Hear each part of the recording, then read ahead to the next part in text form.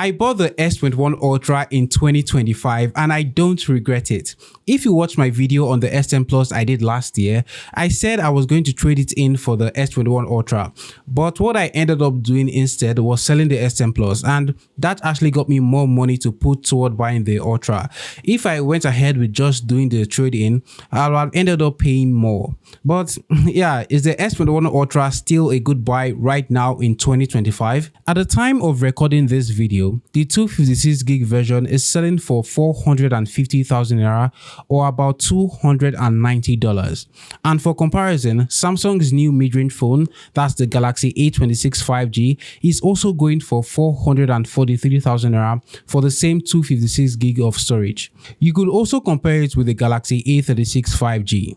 So naturally, I had to ask the same old question. Should you buy an old flagship like the S21 Ultra, or go with a newer mid-range device like the Galaxy A26 or the A36 5G? Let's talk about it, and make sure you watch till the end, because at first it might seem like the S21 Ultra is losing, but it catches up. My name is Yudi, I talk about tech. Let's shoot.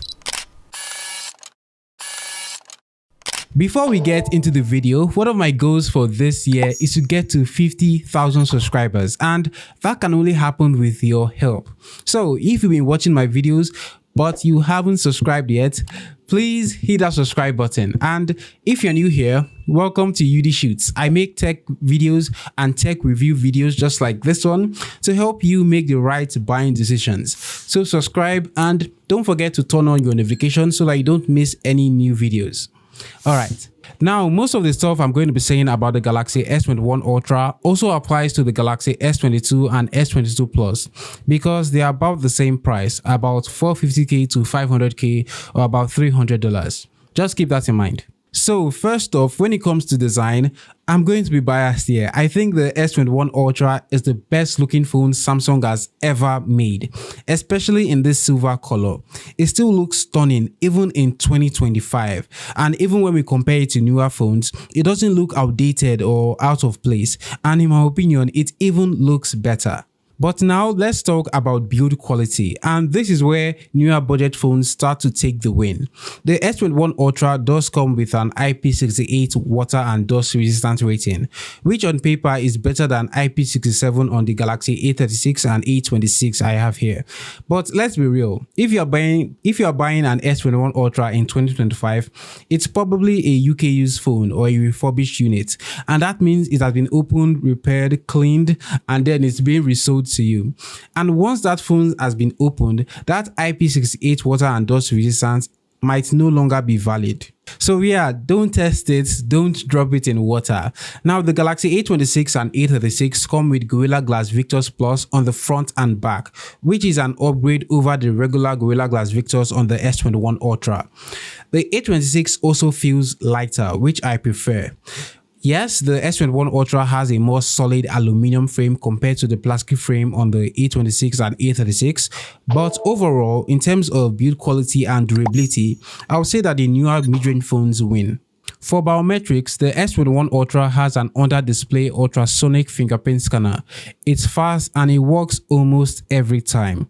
The A36 has an optical under-display scanner, which is also good, but it's slightly slower.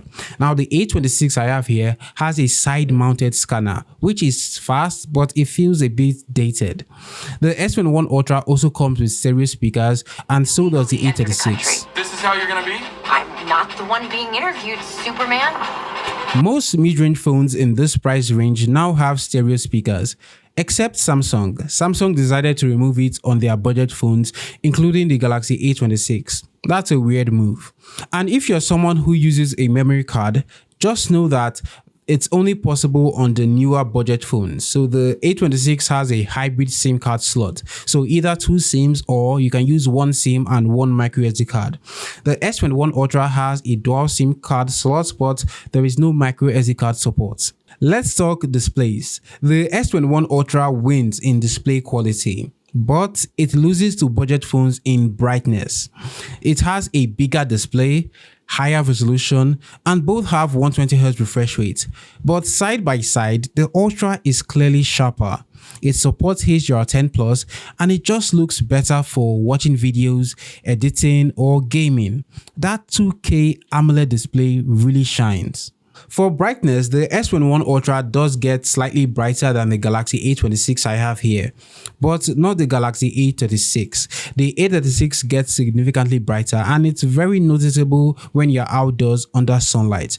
So yeah, you get the more sharper and more premium display with HDR10 Plus on the S21 Ultra, but a brighter panel on the Galaxy A36 and even other mid-range phones like the Infinix Note 50 Pro or Tecno Camon 40 Pro, they also have brighter displays than the S21 Ultra. And honestly, if I had to choose, I think brightness is more important. The 1080p on the Galaxy A26 is still sharp enough, it's still quite sharp.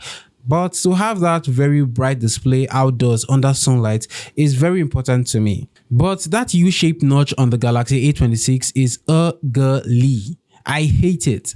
Samsung is still the only brand that does this on their mid-range phones. Every other brand has moved to a hole punch cutout. Battery life is another win for the new budget phones. Now, these two phones come with 5000 mAh batteries.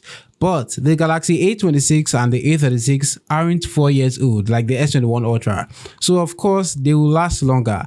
Now the S21 Ultra isn't bad, I still get a full day of use, then I charge at night, but the A26 definitely lasts longer. For charging, both the Galaxy A26 and the S21 Ultra supports 25 watt fast charging. The A36 steps it up with 45 watt fast charging, which is a big win if you're in a rush. But only the S21 Ultra supports wireless charging and even reverse wireless charging. So if you use Galaxy Buds or a Galaxy Watch, that's a nice bonus. Let's talk software. The Galaxy A26, A36 and even the S21 Ultra are all currently running on the latest Android 15 with One UI 7.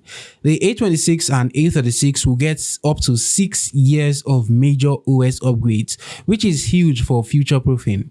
The S21 Ultra, it launched with Android 11 and it has already received its 4 years of promise updates up to Android 15 on One UI 7. So yeah, it's basically at the end of its update cycle. So if long-term software support matters a lot to you, then the A26 and A36 will win here. But does that mean that you shouldn't get the S21 Ultra? No, I used the Galaxy SM Plus for 2 years on outdated software, that's Android 12, while the newer phones were already on Android 14. And it was still smooth, it still worked fine, and I didn't even feel like I was missing out on much. Now, what really matters is performance. And performance-wise, the S21 Ultra still kills it. It runs on either the Snapdragon 888 or the Exynos 2100. Both are 5nm flagship chips. Mine is the Snapdragon version, and even in 2025, it's still super smooth, better than the Galaxy A26 and even the A36. It scores higher in Geekbench and Antutu benchmarks, and in real-world use, it feels snappier. Apps open faster, games run at a higher FPS. It's just a better experience. The Galaxy A26 here runs on the Exynos 1380, a solid mid-range processor, and in my review, I even said that it's one of the best performance at this price, but it's still no match for the S21 Ultra. And don't forget that the S21 Ultra can go up to 16GB of RAM. I have the 12GB RAM variant here. The A26 maxes out at 8GB of RAM. Now, I've never had any slowdowns with the S21 Ultra. It's still very smooth in 2025, and it will still be better than all new mid-range phones priced around 500,000 naira or about $300. Finally, let's move on to the cameras.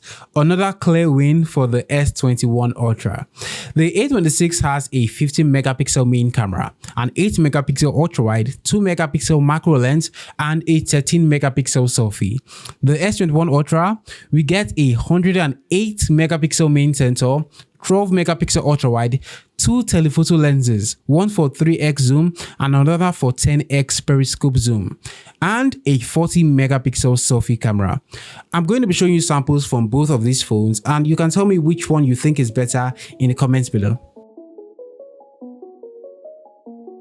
If camera quality matters to you, old flagship phones are always better. We get better background blur, which makes for better subject separation. Pictures are sharper, HDR is better, colors pop more. On every single metric, the S21 Ultra beats the Galaxy A26.